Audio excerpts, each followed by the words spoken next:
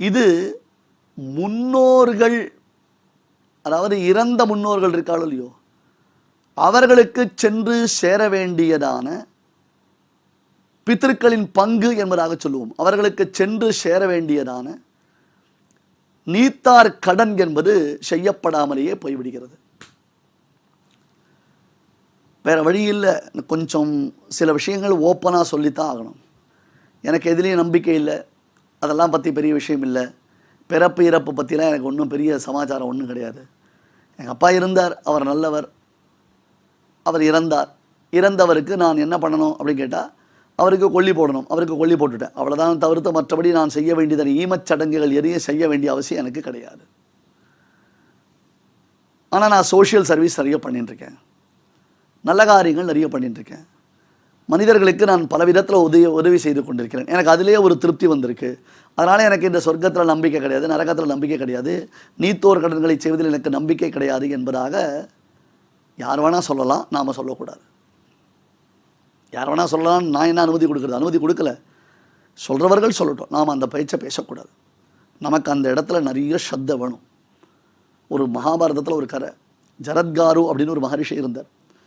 அந்த மகரிஷி விவாக வயது, உரியதான விவாக வயது வந்தும் அவர் கல்யாணம் செய்து கொள்ளவில்லை. இன்றைக்கி இருக்கக்கூடிய ப்ராப்ளம் அது. உரியதான விவாக வயது வந்தும் அவர் கல்யாணம் பண்ணிக்கல. ஏன் பண்ணிக்கலன்னா அதுக்கு ஏதோ ரீசன். நான் படிக்கணும், பிஹெச்டி பண்ணணும், அதுக்கப்புறம் இன்னும் லைஃப்பில் செட்டில் ஆகணும். ஏன்ப்பா 42 வயசு 45 வயசுக்கு அதே பேசியிருந்தால் நடக்குமா? அது உரியதான விவாக வயது வந்து கூட அவர் கல்யாணம் பண்ணிக்கல. ஒரு நாள் காட்டு வழியாக போயிட்டு இருக்கார் அவர். அப்போ எங்களை காப்பாற்றுங்கள்னு எங்கேயோ ஒரு சத்தம் வந்தது. போனார். ஒரு கணத்துக்குள்ளே சில பேர் பாவம் ரொம்ப கஷ்டப்பட்டு விழுந்து கிடக்கிற, தலைகீழ தொங்கிட்டு இருக்கா அந்த கணத்தில். ஐயோ நீங்கள்லாம் யார் அப்படின்னு கேட்குறார் அவர். அவர்கள் சொல்கிறா, நாங்கள்லாம் ஜரத்காரு என்பதான மகரிஷியின் குலத்தின் முன்னோர்கள். அழகான விஷயம். ஜரத்காரு என்னும் மகரிஷியின் குலத்தில் உதித்த முன்னோர்கள். அந்த ஜரத்காரு உரிய வயதில் விவாகம் செய்து கொண்டு தனக்கு அடுத்ததாக எங்கள் தலைமுறையை, சந்ததியினரை அவன் இன்னும் உண்டாக்கவில்லை. இதனால் எங்களுக்கு நடக்க வேண்டியதான ஈமக்கிரியைகள் சரிவர நடப்பது இல்லை. அந்த ஈமக்கிரியைகள் நடக்காததினாலே நாங்கள் பசியாகவும் பட்டினியாகவும் இந்த பாழுங்கிணற்றில் விழுந்து கிடக்கிறோம் என்று அவர்கள் சொல்லுகிறார்கள். அப்போத்தான் அந்த ஜரத்காரு ரியலைஸ் பண்ணுறார். இதில் இன்னும் டெக்னிக்கலாக நிறைய பாயிண்ட்ஸ் இருக்குது. நான் இப்போ அந்த உபன்யாசத்தில் அதை ரொம்ப உங்களுக்கு எக்ஸ்பிளைன் பண்ணல. இது ஜரத்காரு அப்போ தான் ரியலைஸ் பண்ணுறார், இல்லை நான் தான் அந்த ஜரத்காருனர். ஏன்பா நீ பண்ணுறது நியாயமா? திருமணம் என்பது ஒரு சரியான வயதில் பண்ணணுமே தவிர்த்து அந்த பருவம் கடந்து திருமணம் பண்ணிக்கிறதுல பிரயோஜனம் கிடையாது. ரெண்டாவது, அந்த திருமணத்தினுடைய நோக்கம் என்ன அப்படின்னு கேட்டால், கேவலம் காம இச்சை, தேகத்தினுடைய தேடலை தீர்த்து கொள்வதற்காக மட்டும் திருமணமானது விதிக்கப்படவில்லை. சந்ததிகள் என்பது தர்மத்தின் வழியாக பிறக்க வேண்டும். நம்முடைய இந்து தர்மத்தின் வழியாக நடக்கக்கூடியதான திருமணங்களில் அந்த பெண்ணின் கைப்பிடித்து சொல்லக்கூடிய மந்திரம், அது எல்லாருக்கும் உண்டு அந்த மந்திரம். அந்த மந்திரத்தினுடைய பொருள் என்ன என்றால், பெண்ணே உன் மூலமாக என்னுடைய இந்த குலம் தழைக்கப் போகிறது, இந்த குலத்திற்கு உரியதான பிள்ளைகள் பிறக்கப் போகிறார்கள், அவர்கள் இந்த குலத்தின் தர்மங்களை வழுவாமல் செய்ய போகிறார்கள். எப்படி உன்னுடன் சேர்ந்து இந்த குலத்தின் தர்மத்தின் பால் நான் வழுவாமல் நடக்கிறேனோ, அதுபோல உன்னிடத்தில் எனக்கு பிறக்கக்கூடிய பிள்ளைகளும் இந்த குல தர்மத்தை வழுவாமல் நடத்தி வர வேண்டும் அப்படி சொல்கிறோம்.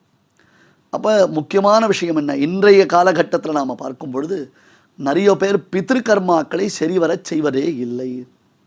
பலருக்கும் தங்களுடையதான பித்ருக்கள் இறந்த தேதினா இந்த இடத்துல என்ன நினச்சிக்கணும், நான் இங்கிலீஷ் தேதி நான் சொல்லலை, திதி என்பது தான் தேதி என்பதாக மருவியது. திதி என்றால் என்ன அர்த்தம்? அன்னைக்கு அஷ்டமியா, அன்னைக்கு நவமியா, அன்னைக்கு ஏகாதசியா என்பதாக அந்த திதி சுக்லபக்ஷமா கிருஷ்ணபக்ஷமா உத்தராயணமா தட்சிணாயணமா அதை பார்த்து வைத்து கொண்டு அன்றைய தினத்தில் தன்னுடைய பித்ருக்களுக்கு ஈமக்கிரியைகள் செய்வார்கள். அதே மாதிரி அமாவாசை முதலான நாட்களில் தங்களுடைய பித்ருக்களுக்கு ஈமக்கடன்களை அவர்கள் செய்வார்கள். என்ன நம்முடைய பித்ருக்கள் என்ன கேட்குறா யோசிச்சு பாருங்க. நல்லா ஃபுல் மீல்ஸ் ஆர்டர் பண்ணி எங்களுக்கெல்லாம் கொண்டு சாப்பாடு போட்டு தான் சொல்கிறா. இன்ஃபேக்ட் இதெல்லாம் சொல்கிறா, நாங்கள் அநாத ஆசிரமத்திற்கு நாங்கள் அந்த சமயத்தில் நிறைய கொடுக்குறோம், இவர்களுக்கு கொடுக்குறோம். அதெல்லாம் பண்ண வேண்டியது நல்ல விஷயம். அநாதைகளுக்கு நாம் நம்மால் முடிந்ததான உதவிகளை செய்ய வேண்டும், சமுதாயத்திற்கு நம்மால் இயன்றதான சர்வீஸை பண்ணணும், எல்லாம் சரி. அதுக்காக நம்முடைய தர்மத்தை விட்டுட்டு அதை பண்ணணும் அவசியம் இல்லை. அந்த அவசியம் சமூக சேவைன்றது ரொம்ப இன்றியமையாதது. ஆனால் அதற்காக தர்மத்தை விட்டு இந்த சமூக சேவையை மட்டும் பிடிச்சிக்க முடியுமா? எப்படி சமூக சேவை பண்ணுறோமோ அந்த மாதிரி நம்முடையதான சம்பிரதாய சேவையை பண்ணணும். நம்முடையதான சனாதன தர்மத்தின் வழியான காரியங்களை நம்ம பண்ணி தாகணும்.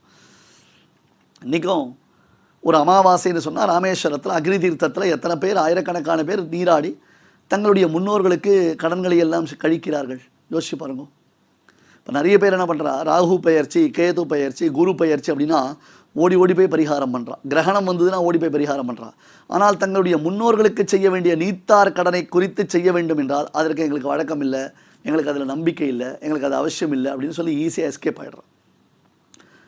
ஸ்திரீஷு துஷ்டாசு வார்ஷ்டேய ஜாயத்தே வர்ணசங்கரா சங்கரோ நரகாயைவ குலக்னானாம் குலஸ்ய ஏதா பதந்தி பிதரோஹ்யேஷாம் லுப்த பிண்டோதக கிரியா. இதனால் நம்முடைய முன்னோர்கள் மிகுந்த துயரத்தில் ஆழ்கிறார்கள். அவர்களுக்கு தேவை எள்ளும் தண்ணியும் தானே. ஒரு சரியான வழிமுறையில் ஒரு எள்ளும் தண்ணியும். ஒரு அமாவாசைனா அந்த சமயத்தில் நம்முடைய முன்னோர்களுக்கு அவர்களை நினைந்து நாம் செய்ய வேண்டிய நற்காரியங்கள் எவ்வளோ உண்டு. அவர்களை நாம் மறக்கலாமா? அவர்களை நாம் மனசு வருத்தப்படும்படி செய்யலாமா? நம்முடைய வாழ்க்கையை நமக்கு அளித்தவர்கள் அவர்கள் தானே. அவர்களுடைய அனுகிரகத்தினால தானே நம்முடைய வாழ்க்கையை வாழணும், நம்முடைய சந்ததிகள் வாழணும்.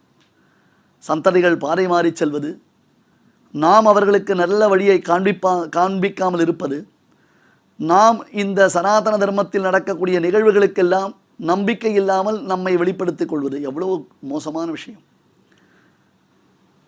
இன்றைக்கி ஒரு தை அமாவாசை அப்படின்னு கேட்டால் ராமேஸ்வரத்தில், ராமநாதபுரத்தில், திருப்புல்லானி சேத்துக்கரையில் ஜனங்க லட்சோபலட்சமே இருக்கு. திருவள்ளூர் வீரராகவ சுவாமி கோவிலில் ஜனங்க லட்சோபலட்சம் போய் ஸ்நானம் பண்ணுறான். அவளுக்கெல்லாம் எவ்வளவு நம்பிக்கை. அவள்லாம் பகவத்கீதை 24 மணி நேரம் கேட்டிருக்காள். அவள்லாம் அவருடைய முன்னோர்கள் எவ்வளோ புண்ணியம் பண்ணவாள் இருக்கணும். அவருடைய முன்னோர்கள் அவர்களுக்கு எவ்வளோ அழகான வழி காமிச்சிருக்கா. அவர்களுடைய முன்னோர்கள் பால் அவர்களுக்கு இருக்கக்கூடிய ஈர்ப்பு எத்தகையது. இதுதான் இந்த தேசத்தினுடைய பெருமை. ஒரு 10 பேர் மாறின்னு இருக்கா அப்படின்னு காலம், ஒரு 100 பேர் மாறாமல் அந்த தர்மத்தின் வழியிலேயே நடக்கிறவா இருக்கா. அந்த தர்மத்தின் வழியிலே நடக்கிறவா இருக்கா. அந்த 100 பேர் இருக்கா பாருங்க. அவர்களால் நமக்கு இந்த தேசத்தினுடையதான பெருமையானது நிலைநாட்டப்படுகிறது. பாமரர்கள், அவளுக்கு பகவத்கீதைலாம் ஒன்றுமே தெரியாது. ஆனால் ஒன்று தெரியும், என்ன, தன்னுடைய முன்னோர்களை வழிபட வேண்டும்.